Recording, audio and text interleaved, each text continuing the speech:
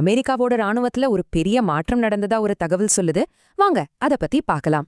அமெரிக்காவோட ஒரு முக்கியமான மிசைல் டிஃபென்ஸ் சிஸ்டம் சவுத் கொரியால இஸ்ரேலுக்கு போகுதாம்.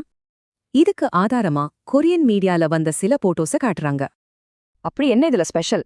இதுதான் THAAD, அமெரிக்காவோட மிக சக்தி வாய்ந்த ஏர் டிஃபென்ஸ் சிஸ்டம். நம்ப முடியுதா? ஒரே ஒரு THAAD சிஸ்டமோட விலை $1 பில்லியன் அதிகமா. இது அமெரிக்காவோட பெஸ்ட் ஏர் டிஃபென்ஸ் சொல்றாங்க. இதை உருவாக்க பல வருஷங்கள் ஆகுமா. உலகத்திலே இந்த மாதிரி வெறும் 8 சிஸ்டம் தான் இருக்கான். பாத்துக்கோங்க அது எவ்வளோ ரேர்னு. திடீர்னு ஏன் இந்த மூவ்? சொல்லப்படுற காரணம் ரொம்பவே ஷாக்கிங்கா இருக்கு. மிடில் ஈஸ்ட்ல நடந்த பெரிய இழப்புகள் தான். இழப்பு எவ்வளோ பெருசு தெரியுமா? இருந்த 8ல 4 சிஸ்டம் ஒரே வாரத்துல அழிக்கப்பட்டுடுச்சான்.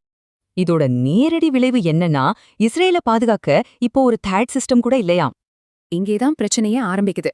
இந்த சிஸ்டம் இன்னொரு பதட்டமான ஏரியாவான கொரியால இருந்து வருது. சோ இப்போ சாய்ஸ் இதுதான்.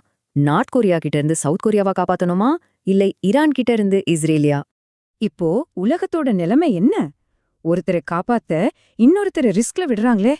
சவுத் கொரியா மேல நார்த் கொரியா படையெடுக்க இது ஒரு பெரிய ரிஸ்க உருவாக்குதுன்னு சொல்றாங்க. இந்த முடிவை முற்றிலும் பைத்தியக்காரத்தனம்னு சொல்றாங்க. அந்த அளவுக்கு நிலைமை மோசமா இருக்கு. முடிவா அமெரிக்காவோட முதல் பிரையோரிட்டி இஸ்ரேல் தானே இந்த மூவ் காட்டுறதா சொல்றாங்க. சிக்கலான இந்த உலகத்துல ஒரு நெருக்கடியில நாடுகள் எப்படி தங்களோட பாதுகாப்பு முன்னுரிமைகளை முடிவு செய்யுது?